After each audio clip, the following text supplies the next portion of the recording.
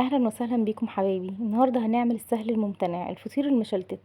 ناس كتير قوي بتخاف تعمل الفطير. انا كنت من الناس دي لحد لما جربت الطريقه دي.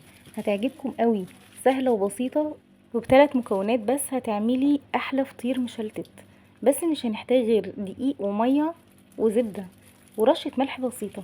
صدقيني من اروع الطرق اللي ممكن تجربيها. لو اول مره بتعملي فطير ان شاء الله هينجح معاكي، وما تقلقيش اعمليه بقلب جامد. انتوا شايفين التوريقه بتاعته عامله ازاي؟ شايفين شكله احلى من فطير المحلات والافران كمان. يلا نشوف اتعمل ازاي. اول حاجه معايا كيلو من الدقيق، هنزل عليه بمعلقه صغيره من الملح. هقلبهم بقى كويس قوي، مش هحط سكر ومش هحط اي حاجه خالص، هو دقيق وملح. هبتدي اعجن بالميه بتاعتنا. طبعا زي ما انتوا اتعودتوا معايا الميه بحطها بشكل تدريجي لحد لما اوصل للعجينه اللي انا عايزاها، او لكميه الميه اللي انا عايزاها. هقلب بقى كويس قوي الميه والدقيق كده. انا كده مش محتاجه ميه تاني، فهبتدي انزل العجينه بتاعتي على الرخامه عشان اعجنها براحتي. زي ما انتم شايفين كده، هبتدي بقى اقلب في العجينه واحده واحده كده.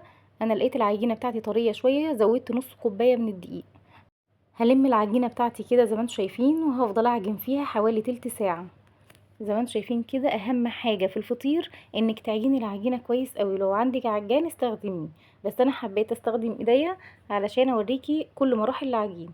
علشان اعرف ان عجينتي كويسه والفطير بتاعي يطلع ناجح، لازم العجينه بتاعتي ما تقطعش كده، لازم يكون لها عرق وتبقى شبه الاستك. شايفين؟ هفضل اعجن فيها لحد لما تظبط وما تتقطعش معايا زي ما انتم شايفين كده. الخطوه دي مهمه قوي، انك تسيبي العجينه بعد كده تريح 5 دقايق، وبعد 5 دقايق هبتدي اعجن فيها تاني. هتديكي قوام حلو قوي للعجينه، وهتديكي الشكل اللي هو المطاطي او الاستك اللي احنا عايزين نوصله. وكمان العجينه بتكون شكلها ناعم وجميله قوي. شايفين؟ هو ده اللي انا عايزه اوصله. لما اشد العجينه ما تتقطعش معايا بسهوله. كده العجينه بتاعتي تمام، هكورها وابتدي اقسم الكوره دي على 4 تربع زي ما انتم شايفين كده، 4 قطع. هبتدي اخد كل قطعه وهكورها كوره كبيره شويه.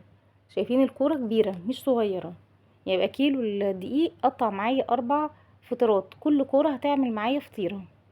هبتدي بقى اكورها كده زي ما انتم شايفين، وهبتدي اجيب صينيه وادهنها بالزيت علشان اسيبهم يرتاحوا. هدهن الصينيه كويس قوي بالزيت، واحط بقى كوره كوره كده، وكل كوره هدهنها كويس عشان ما تلزقش. بعد لما ترتاح ما تلزقش في بعضها. شايفين؟ من تحت ومن فوق كده. هتحط شويه زيت كويسين، هتغطيهم وتسيبيهم حوالي نص ساعه يرتاحوا. صدقيني مش بياخد وقت خالص، هو بس مجرد انك ريحتي العجين بتاعك فهتعملي الفطير بكل سهوله ان شاء الله. هسيبه بقى نص ساعه وارجع بعد نص ساعه هوريكم هنعمل ايه. بعد ما العجينه بتاعتي ارتاحت نص ساعه، هبتدي اشتغل فيها على طول. هرش رشه من الدقيق كده وابتدي افرد العجينه على شكل مستطيل. هي مريحة قوي، مش هتفردي ولا تورقي ولا اي حاجة خالص. المهم انك تدهني الزبدة، والزبدة تكون بحرارة الغرفة، تكون طرية عشان تريحك في الفرد. هتدهني الزبدة في كل حتة في العجينة، ما تسيبيش حتى الاطراف. وهتبتدي تقطعي زي ما انت شايفة كده. انا متهيألي ان الفيديو شارح نفسه. اقطع العجينة من الجناب كده زي ما انتم شايفين، من الاطراف بس. وهسيب القلب بتاع العجينة زي ما انتم شايفين كده، مش هقطعه ولا اي حاجة، علشان دي هتكون طبقات الفطير بتاعنا. هبتدي اخد بقى كل طبقة على التانية كده.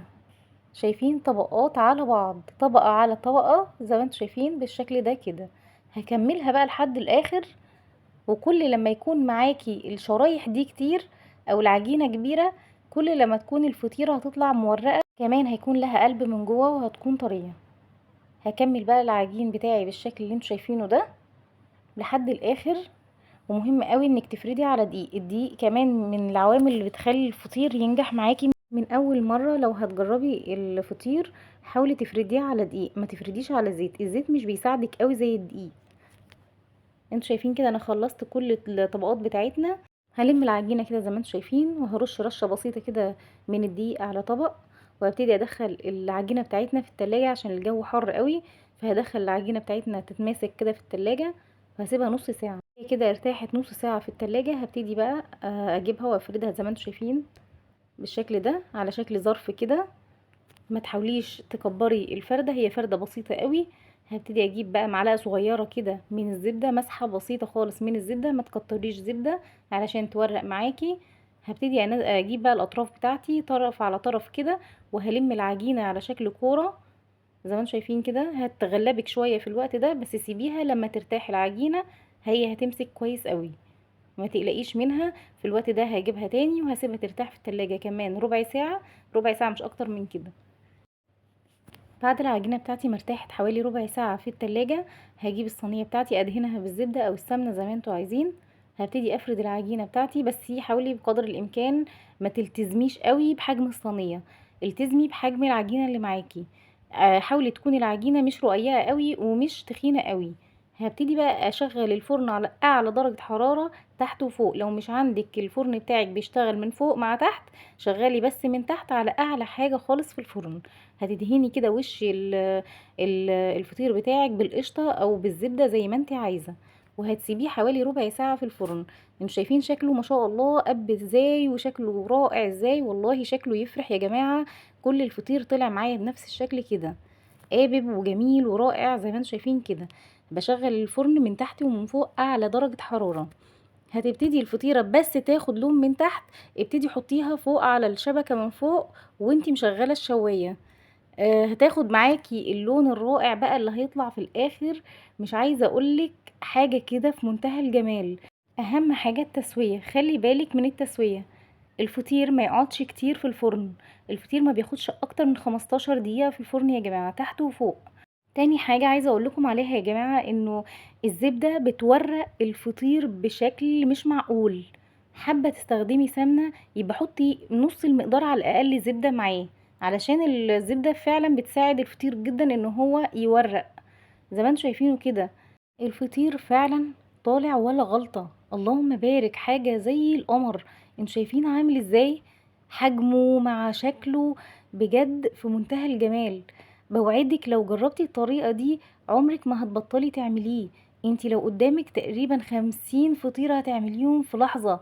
الفطير مش بياخد وقت يا جماعة، ومش موضوع كبير زي ما احنا كنا مفكرين. انتوا شايفين طالع عامل ازاي، في منتهى الجمال، توريقة رهيبة. بجد التصوير ظلمه، والله فعلا التصوير ظلمه. انا كنت متحمسة جدا جدا للفيديو ده، علشان فعلا الطريقة دي من انجح الطرق اللي ممكن تعملي بيها الفطير. شايفين جماله، مفيش بقى جمال بعد كده، اللهم بارك. لو وصلتي معايا بقى لحد هنا، ياريت ما تنسيش الاشتراك في القناة واللايك والشير.